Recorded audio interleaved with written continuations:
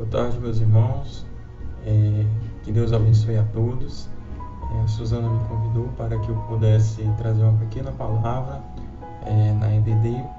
E Deus colocou no meu coração para trazer um estudo que eu achei muito interessante, lendo um dos livros aqui, sobre Nicodemos. E aí a gente vai falar e abordar alguns aspectos, algumas coisas que nos chamaram a atenção. E que Deus possa nos iluminar e que essa palavra possa vir de encontro ao seu coração. Que Deus abençoe. Vamos lá.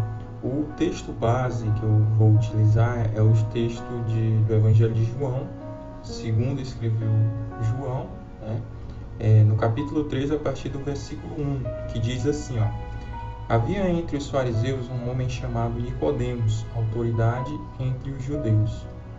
Ele foi encontrar-se de noite com Jesus e disse-lhe: Rabi, sabemos que és mestre vindo de Deus, pois ninguém pode fazer os sinais que tu fazes se Deus não estiver com ele. Então, antes de nós entrarmos na lição, na mensagem, eu gostaria de abordar alguns aspectos aqui.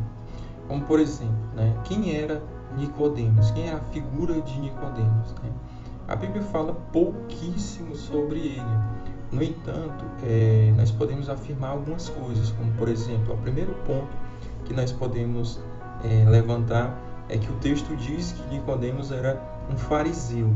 Então, o que significa ser um fariseu? Hoje a gente tem aquela imagem de que o fariseu é aquela pessoa que fala uma coisa e não vive, prega uma coisa que ele não vive, ou seja, é uma pessoa hipócrita, Mas a figura do fariseu, naquele contexto o qual João escreveu e que Jesus ali trouxe algumas lições para Nicodemos, a figura do fariseu era muito importante. Por quê? Porque fariseu, ele fazia parte de uma seita, Os fariseus faziam parte de uma seita que eram pessoas muito, assim, que seguiam muito a lei, que tinham uma rigidez e praticavam uma piedade muito forte.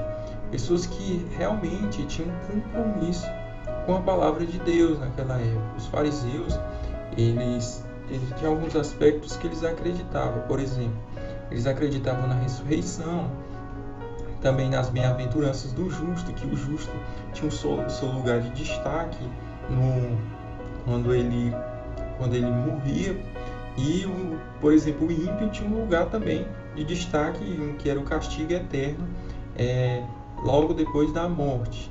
Eles acreditavam que levar uma vida justa aqui na Terra, isso era muito bom, isso trazia muitas coisas boas diante de Deus, e Deus via tudo.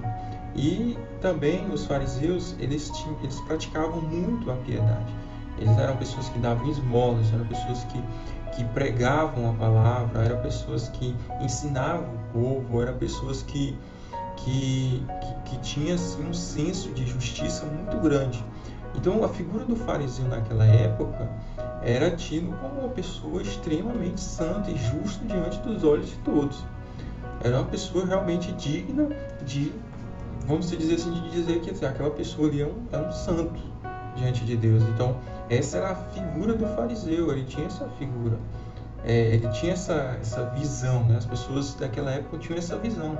Muitas pessoas da sociedade respeitavam os fariseus pela sua piedade, por praticar a justiça.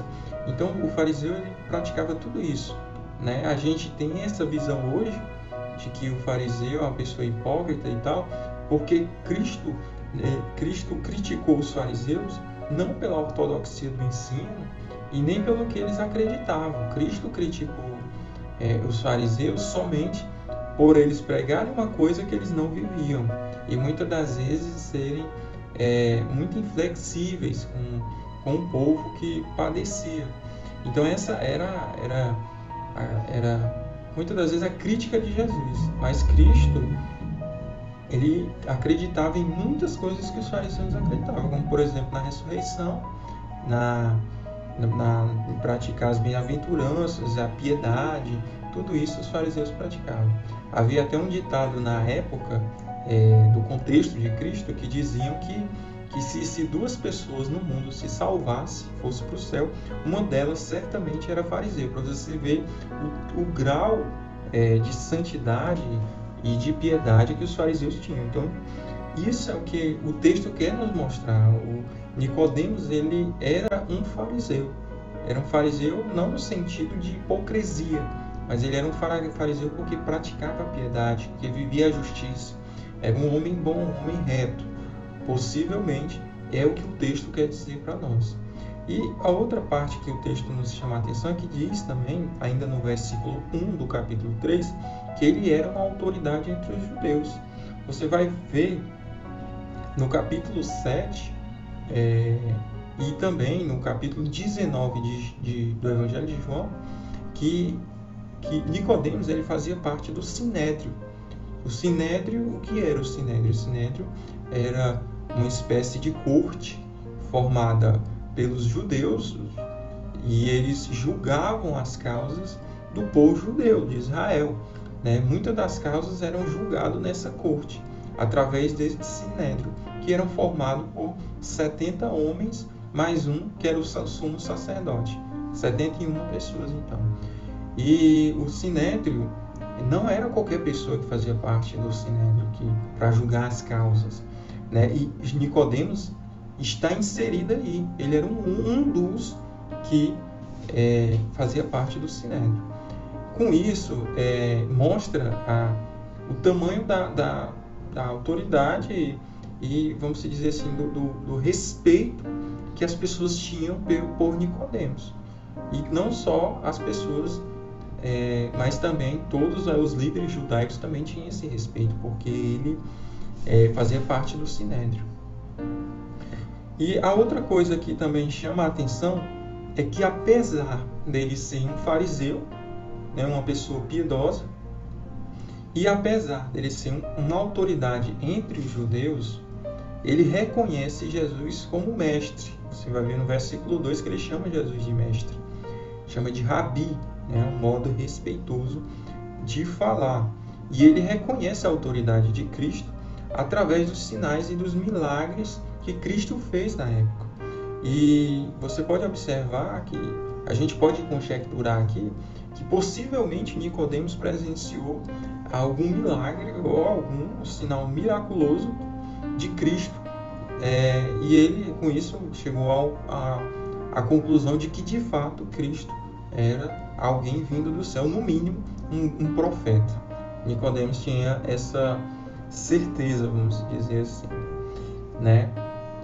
E então, o que nós podemos dizer de Nicodemos? Era fariseu, um homem piedoso, fazia parte do Sinédrio, ou seja, era uma pessoa que tinha autoridade e respeito diante da sociedade dos judeus, e que, apesar disso, ele reconheceu Cristo como alguém importante, para os seus dias. E nós podemos ver que a primeira coisa que aconteceu, a primeira aparição de Nicodemos no capítulo 3, fala dele aparecer nas caladas da noite, para procurar Jesus, para fazer algumas interrogações que ele tinha. E Jesus traz ali algumas lições sobre, principalmente a questão sobre nascer de novo. Apesar de Nicodemos não ter entendido muito bem na hora, eu tenho certeza que ao longo do tempo o Espírito Santo lhe esclareceu e ele pôde, de fato, viver uma vida mais justa, entendeu? E a gente pode ver também ele procurando Jesus às caladas da noite. E no capítulo 7 de João, lá no versículo, a partir do versículo 45, mais precisamente no versículo 50, Nicodemos, ele está ali perante o Sinédrio e os fariseus querendo prender Jesus e acusá-lo. E aí Nicodemos, ele faz uma interrogação. Vamos ver aqui, Ele aborda e diz o seguinte, no versículo 50 e 51 do capítulo 7. Então um deles, Nicodemos, que antes fora encontrar-se com Jesus, perguntou-lhes: acaso nossa lei julga um homem sem primeiro ouvi-lo e ter conhecimento do que ele faz? Então Nicodemos está ali defendendo Jesus. apesar de todo o problema, de todas aquelas dificuldades, mas Nicodemos aparece defendendo Jesus ali no capítulo 7. E a outra aparição de Nicodemos fica lá no capítulo 19, quando Cristo morre na cruz, né, entrega o seu espírito. Então, a partir do versículo 38 do capítulo 19, diz assim, né? Passadas essas coisas, José de Arimateia, que era discípulo de Jesus, embora em segredo por medo dos judeus, pediu a Pilatos que ele permitisse levar o corpo de Jesus, e Pilatos permitiu. Então foi e o levou. E Nicodemos, que havia encontrado com Jesus na noite, acompanhou levando cerca de 100 libras de uma mistura de mirra e aloés. Então, podemos concluir que também Nicodemos apareceu, né? Que é um outro texto que nós podemos também fazer algumas conclusões, como por exemplo entender que Nicodemos era um homem muito rico na sua época, porque o texto diz que ele comprou 100 libras de uma mistura de mirra e aloés, e isso era muito dinheiro para a época. Então, Nicodemos, apesar de ter se encontrado com Jesus à noite, quando Jesus faleceu, ele aparece ali juntamente com a figura do José de Arimateia para fazer um enterro digno de um rei.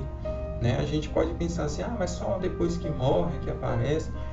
Mas, por exemplo, a gente pode ver que os próprios discípulos de Jesus e os apóstolos sumiram nessa época. Eles nesse momento aí, estavam todos escondidos com medo. O próprio Pedro teve a ousadia de negar Jesus 3 vezes.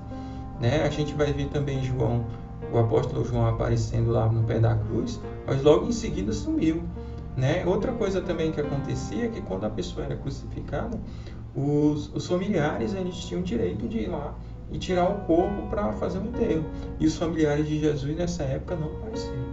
Né? Então podemos dizer assim, ele não apareceu quando Jesus morreu, ele apareceu num momento importante. Né? E foi importante sim, apesar do que dizem. Né? Então, Nicodemos deu a cara a tapa e ele, juntamente com José de Arimateia, deu um enterro digno para Cristo, né, para Jesus. Se a gente for estudar a fundo, né, essas misturas de mirra e aloés, que era essa mirra, essa aloés, essas especiarias que eram colocadas em panos, untada em panos para enrolada no corpo, para que o corpo pudesse ficar com um cheiro agradável durante muito tempo. E aí ele deu um enterro digno de um rei. Então, se Nicodemos, mas José de Arimateia deram um enterro digno de um rei, abrindo até um parêntese, a gente pode lembrar também que a sepultura era uma sepultura nova, né? Nunca ninguém tinha sido enterrado, e era muito comum naquela época enterrar pessoas juntamente com outras pessoas na mesma cova, e essa sepultura nunca tinha sido ninguém enterrado. E juntamente com essas especiarias, foi um enterro digno de um rei, e assim a gente pode entender que eles o consideraram Jesus como o próprio rei dos judeus, certo? A gente também pode abordar aqui o que? Né? Muitas das vezes, assim como aconteceu no caso dos discípulos e dos apóstolos, nós nos acovardamos diante da sociedade, né? Às vezes diante dos nossos próprios familiares, temos às vezes vergonha de falar do amor de Cristo, e diante dos nossos amigos, né? Às vezes de faculdade, de colégio, até mesmo do trabalho, nós muitas das vezes não expomos a nossa opinião com medo, né, de ser rejeitado ou de ser, muitas das vezes, massacrado, né, pela opinião da massa. E assim, às vezes a gente se acovarda, assim como os discípulos e os apóstolos. Mas a lição que eu quero deixar aqui hoje é que assim como Nicodemos, ele no início apareceu às caladas da noite para se encontrar com Jesus, vamos dizer assim, com vergonha ou com medo da sociedade, no final ele apareceu às claras, dando a cara a tapa mesmo para quem quisesse bater. Então, a gente pode mudar isso, né? Talvez hoje, no passado, eu me envergonhei de falar do Evangelho. Vamos fazer o seguinte, vamos, a partir de uma próxima oportunidade que Deus nos colocar, vamos falar do amor de Cristo, vamos dar um testemunho, vamos expor a opinião cristã, que de fato é o que vale, né? Sem ter medo de ser rejeitado, ou sem a gente se acovardar, né? Vamos falar assim de Cristo, do amor, desse amor que mudou a minha vida, que mudou a sua vida. Nós temos, no mínimo, esse dever de fazer isso. Então, que Deus, que Jesus Cristo nos abençoe, nos dê ousadia, nos dê intrepidez, coragem para falar desse amor e desse Evangelho que é tão maravilhoso. Que Deus nos abençoe. Eu agradeço a todos. Se ficou até o final, glória a Deus. Que Deus possa abençoar. Eu espero em breve nós podemos estarmos todos juntos, né, para nos abraçarmos, nos confraternizarmos e estarmos louvando ao Senhor. Que Deus abençoe a todos. Eu agradeço, muito obrigado, que Deus abençoe e que Deus possa guardar essa mensagem no seu coração, que nós não tenhamos vergonha do Evangelho, porque ele é poder e salvação para aqueles que creem, assim disse o apóstolo Paulo. Então, que Deus em Cristo Jesus nos abençoe e fique com Deus. Amém.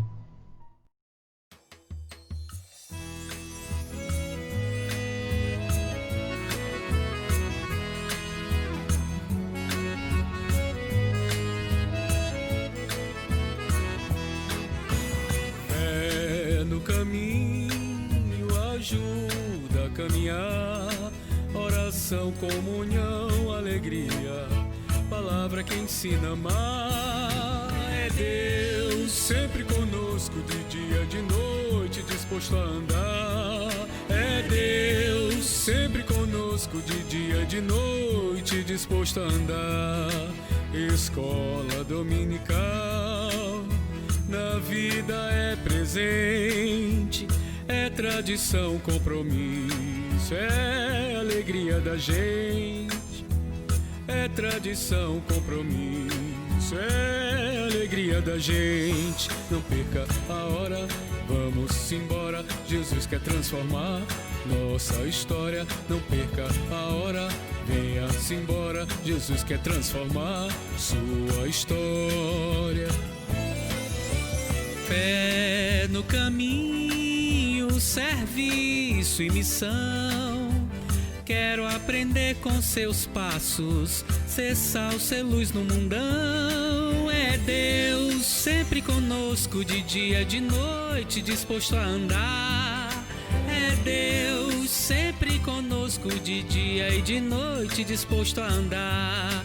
Escola dominical, na vida é presente, é tradição, compromisso, é alegria da gente.